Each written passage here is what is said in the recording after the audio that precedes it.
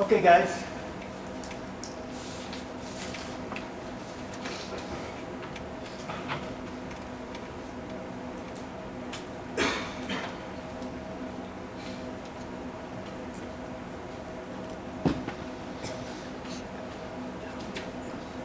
Let's see how we did.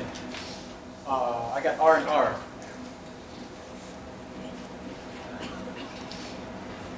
A little R and R. How we doing? Questions about those two? Question? Why the first part is, I thought the H was coming forward, so I would need to No. reverse it. The H on this carbon is going back. The OH is coming forward. Right? Two in the plane, one forward, one's going back here. H is going back. Oxygen 1, carbon with nitrogen 2, carbon with just carbon 3, clockwise, H in the back, clockwise is R. Question? Why is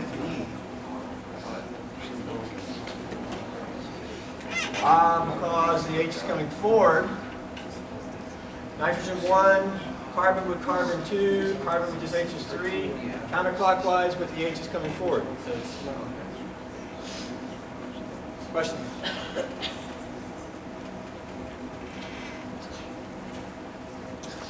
16, how'd we do? We have 3 chiral carbons and a stereogenic alkene. This alkene is not stereogenic. How'd we do?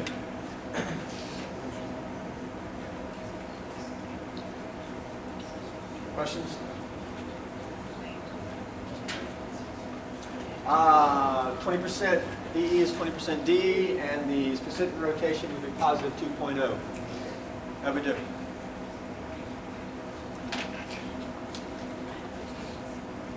Question? B? Well, the rotation is, this is your rotation. It's 20% of max. Max is 10. 20% of 10 is 2. I gave you a number that didn't require a calculator.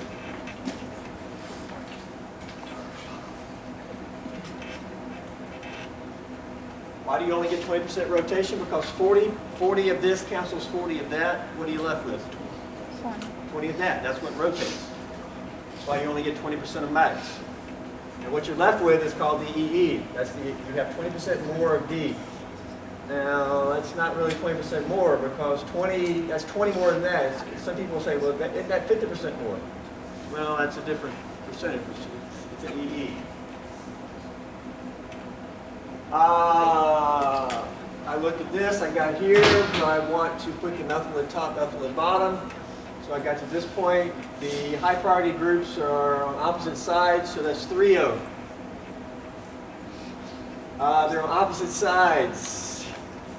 3O. How'd we do?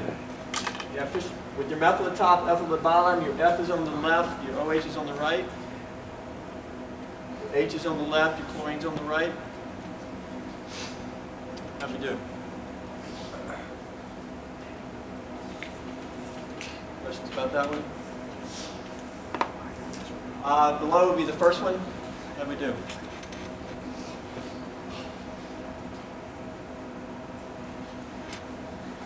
Any questions? Okay, that would be posted upstairs.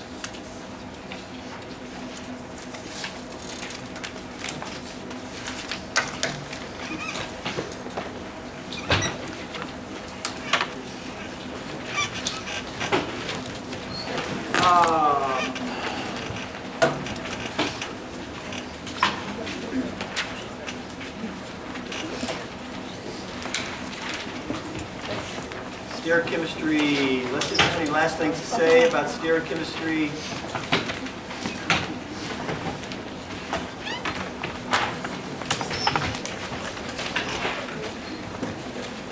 In optometry, the I is referred to OD and OS.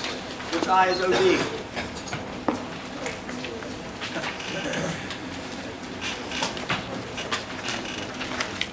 Anybody have a guess? Which I is OD?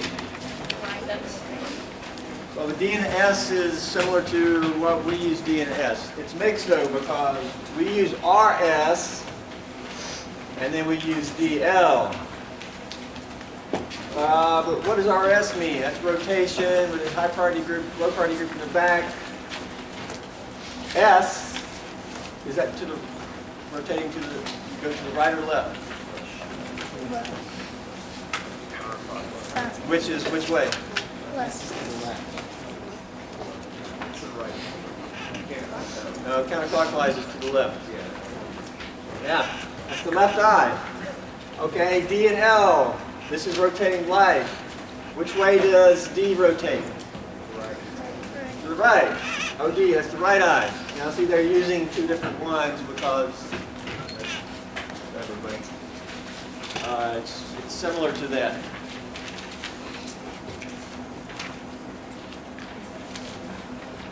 You see, if you look at your eyeglass prescription, there's something OD and OS. Okay.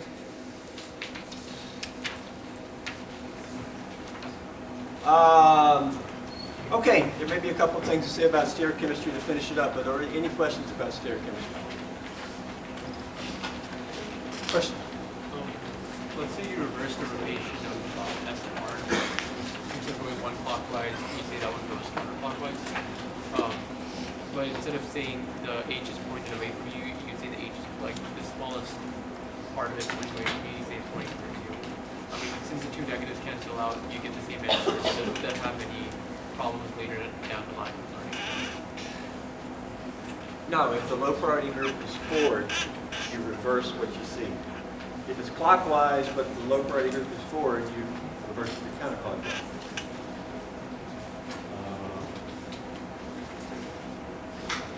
Yeah, I mean that's always going to hold. That's the way you do it. Some books will tell you to rotate the molecule. I don't know. Just rotate the answer. Problem is if the low priority group is in the plane, neither forward or back, then you have to look at it from the side.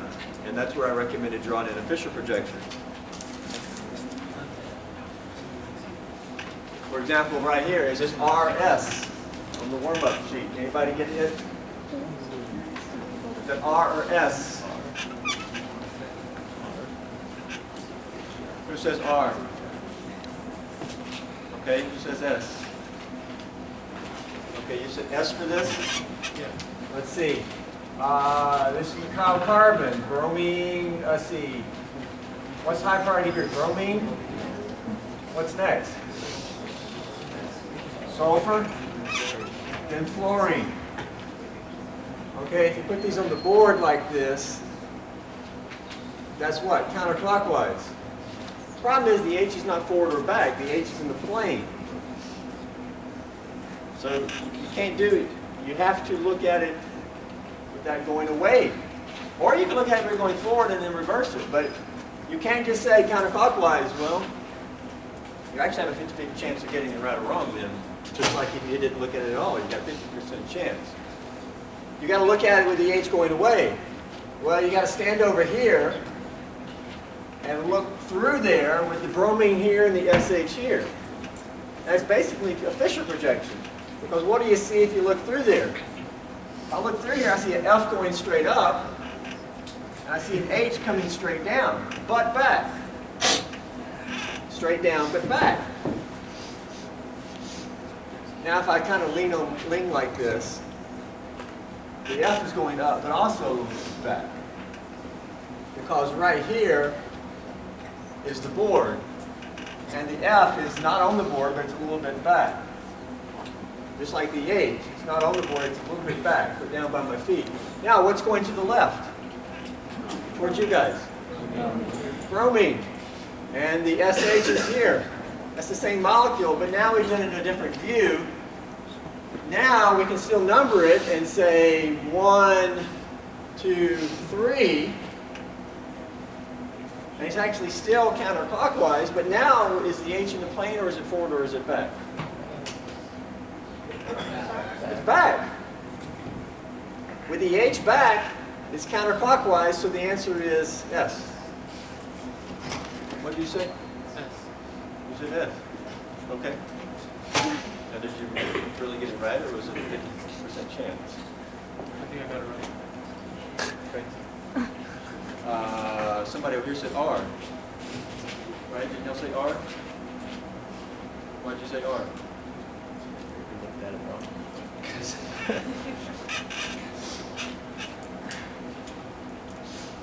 Other questions about this page?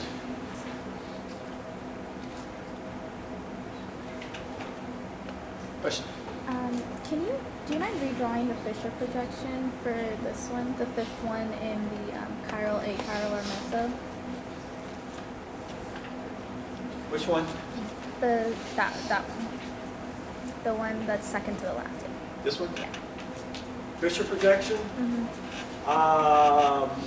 We don't have any directions. Okay.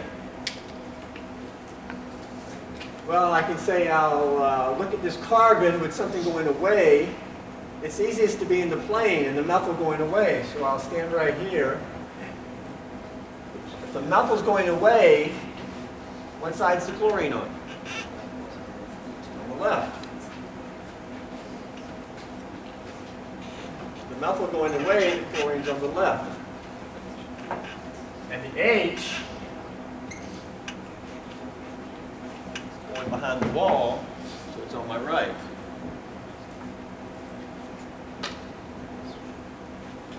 Okay, so I've established that the methyl is going to be at the top. Thus, this is the ground. Hopefully, that's where I was standing. Now, if I look over here, the chlorine could be going away. So I just need to kind of look through here. With the chlorine going away, the methyl is on my... Right. Still left. No. Not on the right.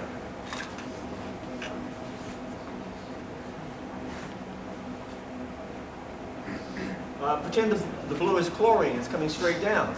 The methyl is coming off the board towards you. If I'm up here, I can turn this a little bit. If I'm looking through here and the chlorine going away from me, there's the chlorine coming towards me. Going away, the methyl is on my left. It's coming off the board. It's coming towards you. If I'm up here, towards you is my left. With the chlorine going away, the methyl's on the left. The chlorine going away, the methyl's on the left. Thus, the H that's there is over here. Now, you can turn this however you want. The only mirror plane is going to be right through here, because the chlorine would have to mirror chlorine. You can rotate. Here, let's consider this the molecule. Chlorines are blue. I've got methyl going back. The methyl going back, chlorine's on the left, H is on the right. The chlorine going back, the methyl's on the left. See, I actually have the wrong connection here. There it is on the board. Chlorine going back, that's what that means. Okay? Let's rotate. See, this can rotate. These three can just spin.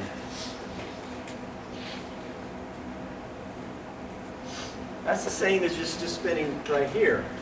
Because if we move the chlorine here, so it can potentially mirror that chlorine, the methyl will go here and the H will go here.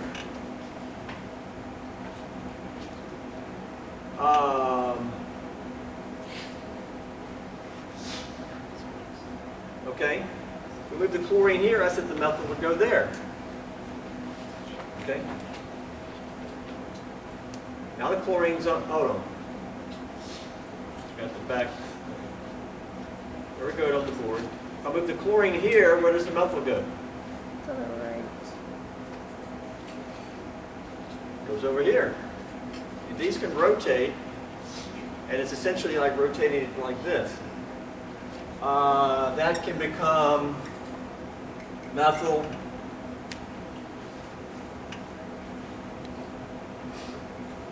Chlorine over here, methyl over here, and H down here.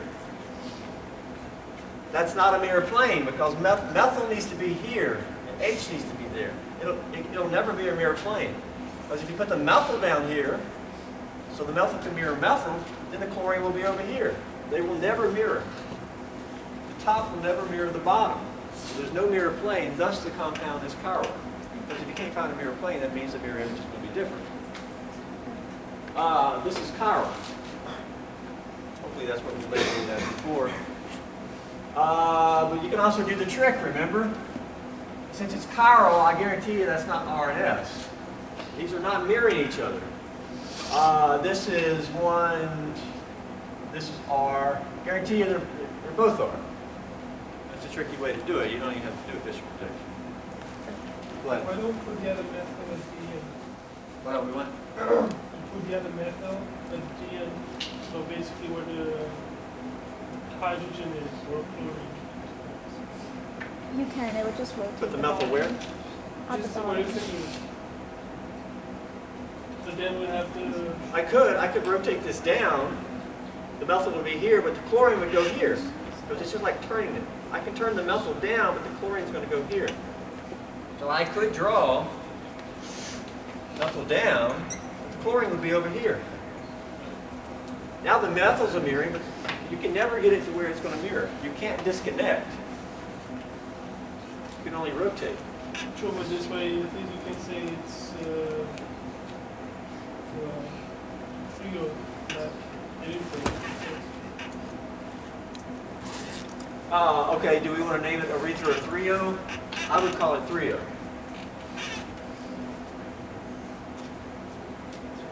Is that?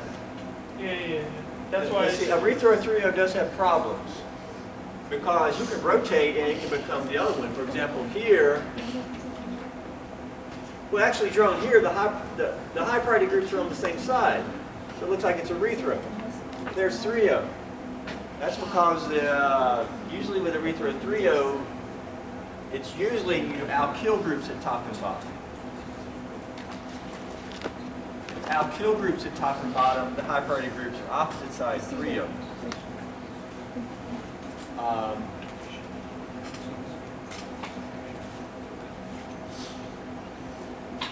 Other questions about that page?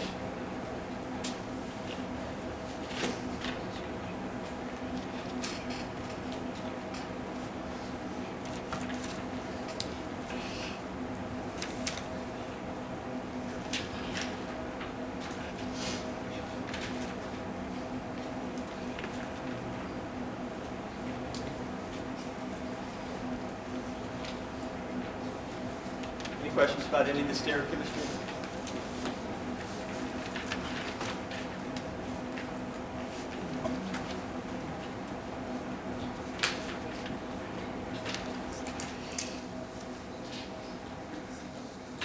Okay, let's begin. If there's no other questions, let's begin alkyne chemistry.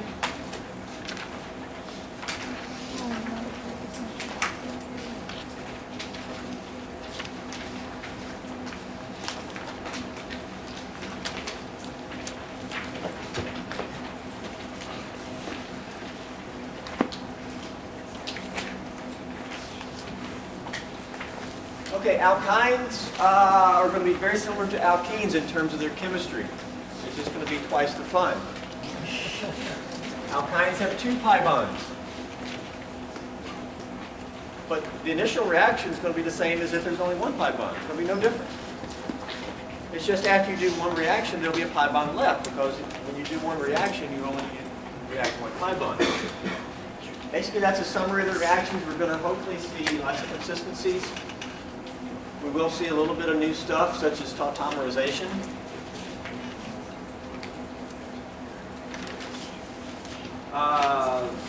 Variety of alkynes present in drugs. Let's begin by looking at nomenclature. We'll do that here in class. Nomenclature is just as with alkenes, except we're using the "-ine" ending, Y-N-E, alkyne. First off, we have difference between terminal and internal alkynes. This is a terminal alkyne. Okay, we have the CH, SP, CH.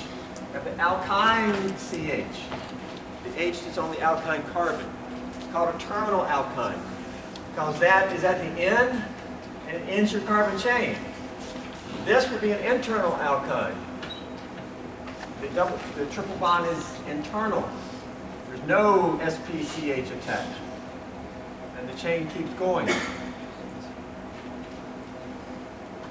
Internal or non-terminal. Okay?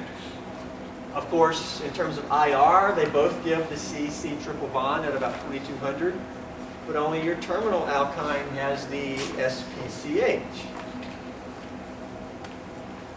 We'll also see that this H here has some acidity where there's no SPCH there and it does not have that acidity. We can do chemistry with the terminal hydrogen. In terms of name, longest continuous chain, 1, 2, 3, 4, 5. That's 2 carbons just because it's linear. Well, I see a lot of students that just don't know how to count that that's 2 carbons. 1, 2, 3, 4, 5. So what's that? Pent? But instead of, what ending are we going to have? Pentyne. But just like with alkenes, we have to denote where the alkyne is. What position is it in? Well, what's the one position? Over here or over here? It's 1, 2, because the double bond or the triple bond takes precedence, so it gets the lowest numbering. It's at the 1 position. That's 1 pentyne. Just analogous to naming 1 pentene, except it's a triple bond, not double bond. So what is this over here? Longest continuous chain, 1, 2, 3, 4, 5, 6, 7. So what is that?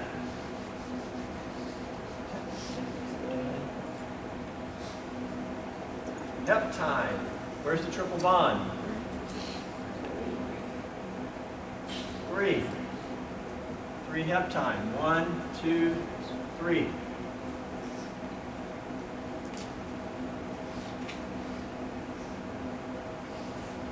It's not 4. There's no such thing as 4 heptyne. Try to draw it. There's no such thing as 4 heptyne. Do we need any stereochemistry here? Do you have potential for stereoisomers around the alkyne? No, it's linear. Okay, there's no stereochemistry possible. The alkenes, we have possibility of cis and trans. Not always. Some alkenes are not stereogenic. Alkynes are never stereogenic. They're linear.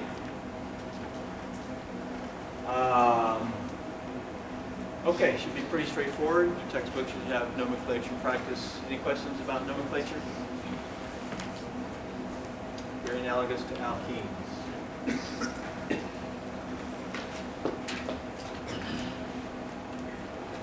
Okay, reactions.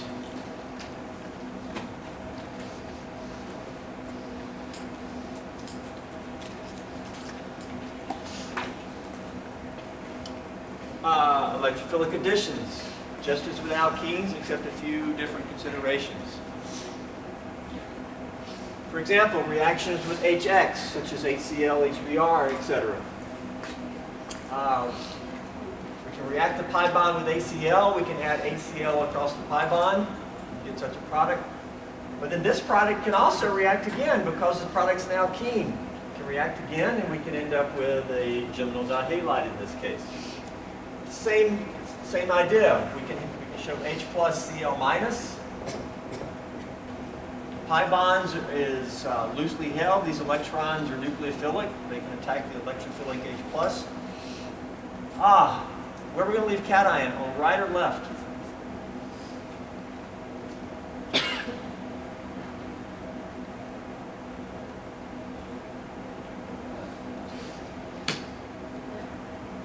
On the left.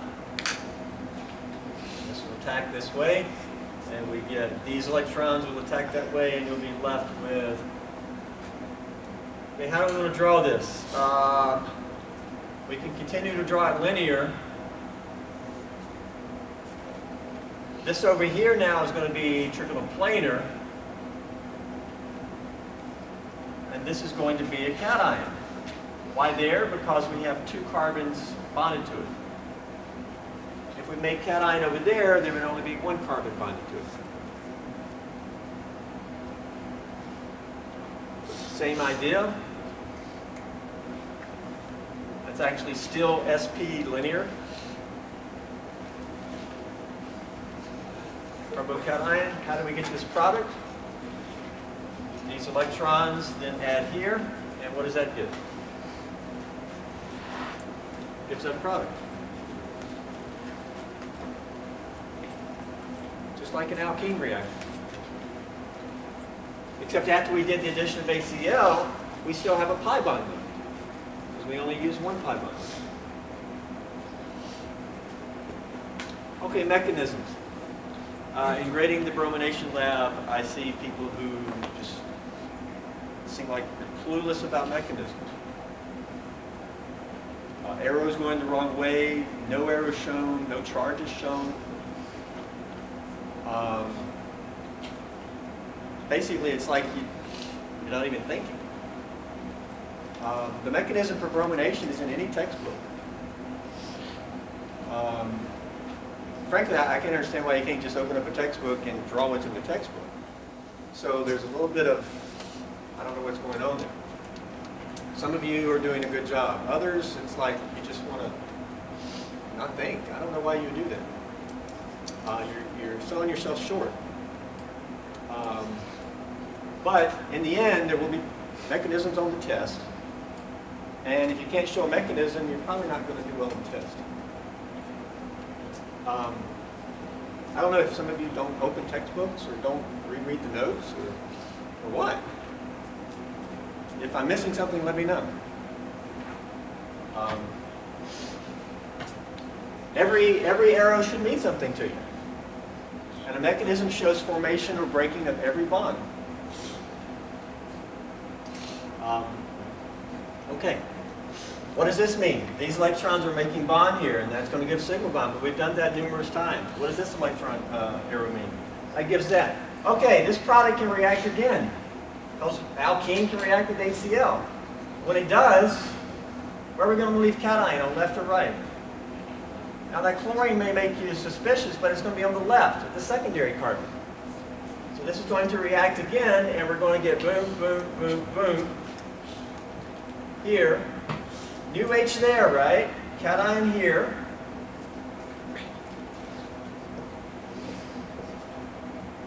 And so it's just the same old thing. And then what adds here?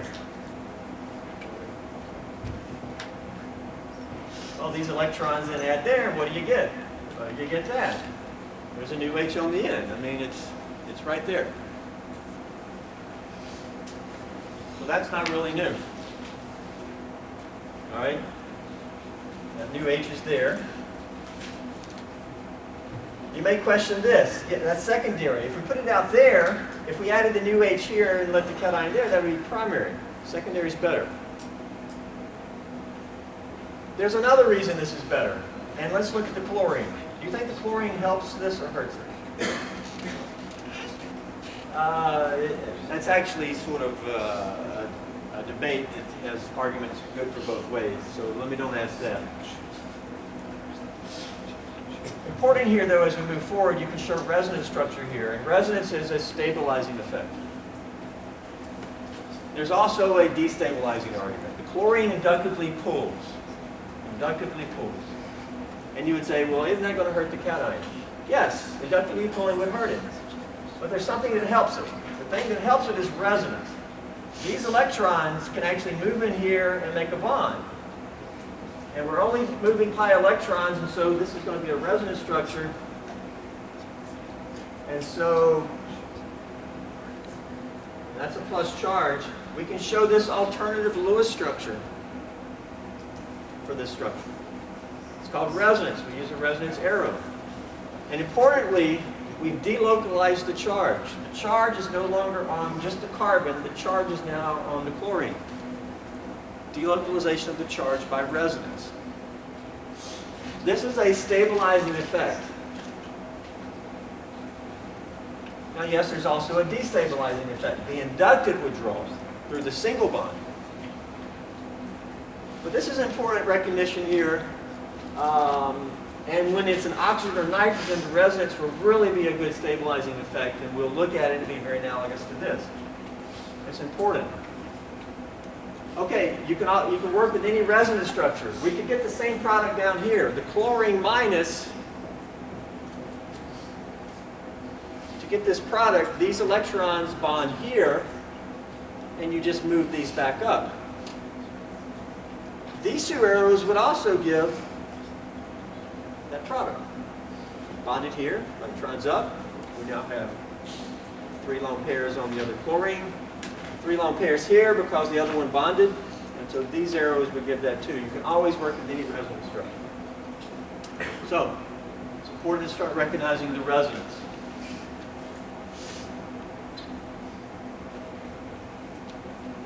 Now, instability of vinyl cation. This is called a vinyl cation. Vinyl being kind of slang for alkene. This is an alkynyl carbocation. They're not, that's actually worse than a primary cation, because what's the hybridization of this carbon here? It's sp. Okay?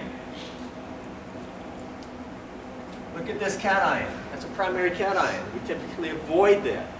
Bad. What's the hybridization of that cation though? sp2. Which is more stable, a positive on an sp2 hybridized or positive on an sp hybridized? It's just the opposite of minus. If this was a minus, which would be more stable? If it was a minus, this would be more stable because it had more S character. More S character means the orbital is closer to the nucleus, and minus would be closer to the nucleus. Okay? Minus would be more stable here. That means that positive would be less stable here. And indeed it is. This is worse than a primary cation, which we have said never form, or if we haven't said it, we'll be saying it more going down. We know we'd rather have a secondary cation. So vinyl cations are pretty bad. And actually some books will sort of give you different mechanisms or something and kind of argue that, hey, this is not really a true mechanism. I wouldn't worry about that. Let's do it just like this. This is acceptable enough. I say acceptable not just to me, but to chemists. So that's a word about the vinyl cation. Why is a bisyl dihalide not formed? That is, why in the next step don't we get cation out here and the chlorine attack there? Well, you'd rather have a secondary. And as I explained, the chlorine doesn't keep it from forming this cation. Chlorine actually sort of helps it. That's a tough argument, but it kind of does. And so the chlorine adds here, and so you get a geminal dihalide, not a bisyl. Okay, let's look at reaction with like bromine or chlorine, elemental halogen.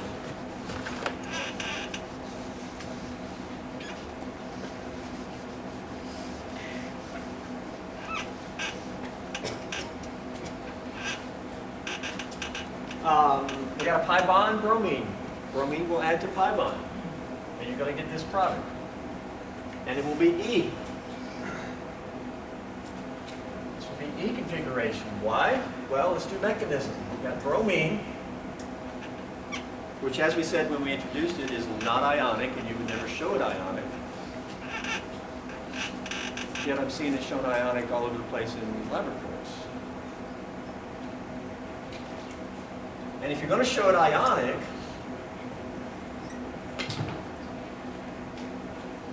why would you then have something attacking here and then doing something like this? What does that arrow mean? It's meaningless. So, you need to think about that. But if we show it covalently, we can have pi electrons attack. Do we want to make cation on left or right? On left. So these electrons attack bromine, and these electrons, because if you say these electrons every time you move an arrow, you should see that That arrow is meaningless because what electrons are you talking about? Then these electrons break away from this bromine and move on to that one. What does this give? Boom, boom, boom. Okay. Pi bond goes and makes bond to bromine, leaving only a double. This went and made bond to bromine, so we have bond to bromine. There's also an H there, but that's now trigonal planar. And here's the cation on the more substituted carbon. Now, is this really formed? Or in this case, do we have back bonding? Back bonding, because the new thing has a lone pair, it's going to attack quicker. These electrons then bond here. And what do we get? Boom, boom, boom. Now we have an ugly looking three-membered ring with a double bond, and it's very strange, and actually some people don't like to show this. And now this bromine has only two lone pairs because one of them is bonded. That's a plus charge. Is this actually formed? Or do you think that these two steps happen at the same time? Same time. This is NAF. As soon as the pi bond is attacking the bromine is back bonded at the same time. This is never formed. Bromonium ion. Then the other Br, which was formed right here, is going to attack here, the more substituted carbon, the same place as if it attacked here. How does it come in? Backside. Backside. So it attacks here and kicks off the leaving group. And so if we draw the alkene, this bromine will be up, this bromine will be down. So that bond's down, the new one over there is up. And then we have boom, boom, boom. And there's your product. These two are anti, or trans, because it comes in backside. And that right there is this right here.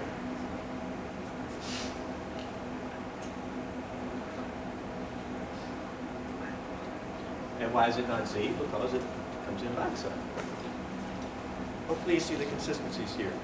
Okay? Alkyne chemistry, just like alkene chemistry. Except we have pi bond left. And if you have a pi bond, you can react again with bromine. You go through your mechanism, you end up with a bromine on each carbon. There. Now this product has no stereochemistry. There's no alkene, so there's no fixed geometry there. And none of the carbons are chiral. So as long as you have all the bonds connected at the right spot, draw it however you want. There's only one way to draw it.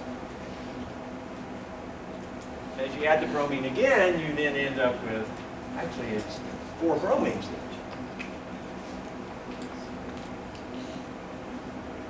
Now, theoretically, you can stop here. So if you use one equivalent of bromine, you would stop there theoretically. And then you use a second equivalent, you get the full addition. You end up with 4 bromines.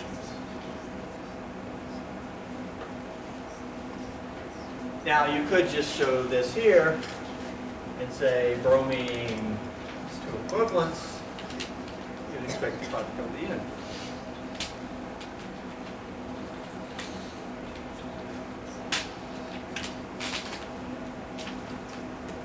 Much new here? Well, it's alkynes, but it's 90% similar to the alkene chemistry, yeah? Just twice the fun, yeah? Oh, yeah.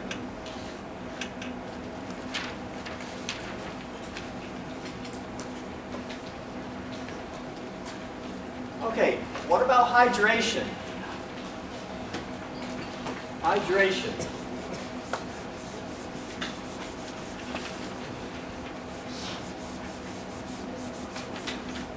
Now we can hydrate an alkyne using acid and water. Okay, acid and water. We'll talk about the mercury. If you use acid, this attacks the H+, leave cation here. Water would attack. You end up with this, because you're going to have to lose an H from the oxygen to go neutral.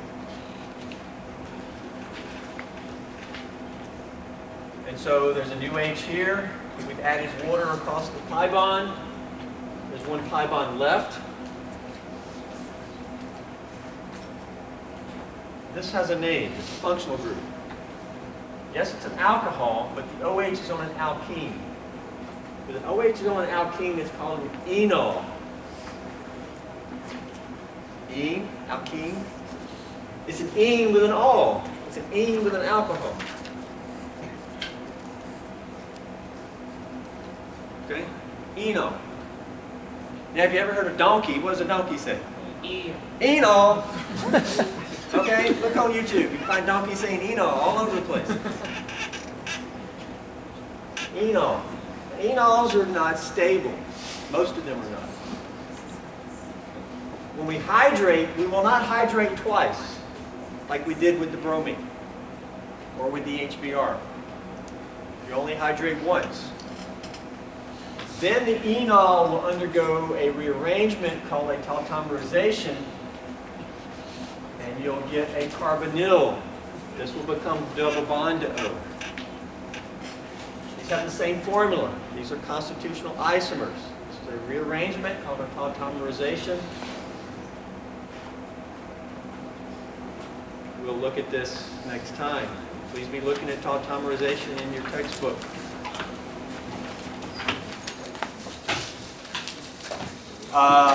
We're off on Friday, is that right?